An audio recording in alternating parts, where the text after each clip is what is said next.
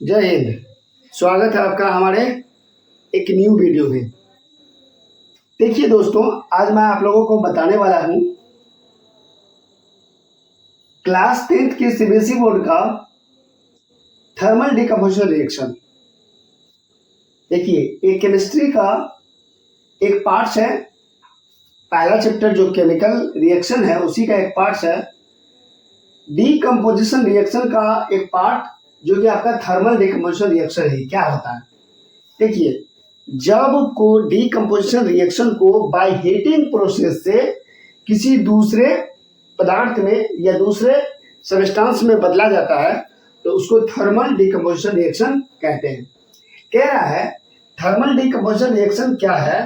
कह रहा है कि when decomposition reaction is carried out by heating. अब यहाँ देखो, वैसी रिएक्शन जो हीटिंग के थ्रू क्या होता है, वो एक से अधिक क्रिया करता है, रिएक्शन होता है और वो बनता प्रोडक्ट बनता है, तो उसको हम लोग क्या कहेंगे? Decomposition reaction. मान लीजिए सपोज दैट कि रिएक्टेंट मेटल, आप ये मान लीजिए कि ये जो है ये पहला एग्जांपल है आपका, जो फेरस सल्फेट है। ये फेरस सल्फेट आपका रिएक्टेंट मेटल है। तो रिएक्टेंट मेटल एक कंपाउंड है, ठीक है। आज जब इसको हीट किए तो ये देखिए अलग हो गया। ठीक, क्या अलग हुआ कि फेरिक ऑक्साइड बना। क्या बना? Ferric oxide. और क्या किया? गैस को अलग कर दिया। एक बात इसमें ध्यान रखने की जरूरत और है कि ये जो फेरस सल्फेट होता है, जब इसको हीट करते हैं तो ये रेड कलर का हो जाता है। कैसा होता है? रेड कलर का। और उससे पहले ये किस कलर का रहता है? ग्रीन कलर का रहता है। तो ये थर्मल रिएक्शन का ये जो रिएक्टेंट मैटर, जो भी आपका रिएक्टेंट मैटर होता है, उसको जब प्रोडक्ट बनाते हैं, जब बाय हीटिंग के थ्रू, किसके? जब आप उसे हीट करते हैं तो दो से अधिक क्या होता है, वो आपका प्रोडक्ट बन जाती है। ठीक है, दो से अधिक प्रोडक्ट में कन्वर्ट हो जाता है, जो यहाँ पे आप बोर्ड पे देख सकते हो।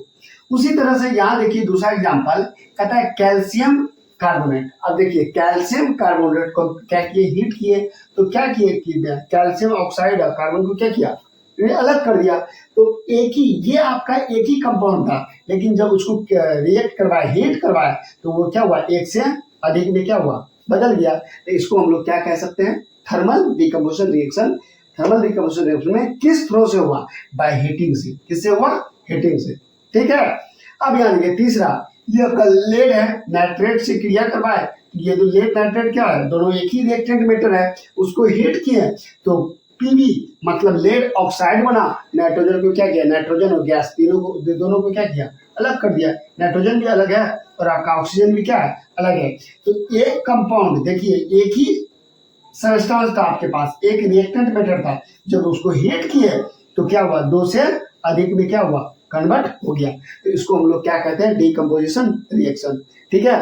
अब यहाँ देखिए, ये डिकम्पोजिशन को आपको याद रखने का क्या है कि जब फेरस सल्फेट, ये एग्जाम में बार बार पूछता है कि कौन सा ऐसा रिएक्शन है जो फेरस सल्फेट अगर क्रिया करता है तो वो कौन सा कलर में रहता है? तो वो प्रोडक्ट में, रिएक्टेंट में जब रहेगा तो ग्रीन में, जब प्रोडक्ट बनेगा तो वो कैसा हो जाता है? रेड कलर का हो जाता है। ठीक है। तो ये बात आप एक याद रखिएगा, एग्जाम में कभी कभी ये पूछ लेता है। ठीक है, कौन सा कलर का था? तो ये ग्रीन कलर का, ये क्या था? रेड कलर का। अब यहाँ देखिए, ये आपका जो थर्मल डिकम्पोजिशन रिएक्शन है, ये डिकम्पोजिशन रिएक्शन का जो 3 पार्ट था उसका एक पार्ट ये भी है।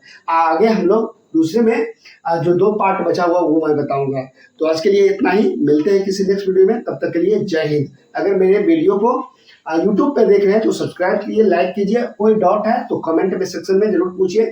अगर मेरे वीडियो को फेसबुक पे देख रहे हैं तो मेरे पेज को फॉलो कीजिए, लाइक कीजिए। जय हिंद। मिलते हैं किसी नेक्स्ट वीडियो में।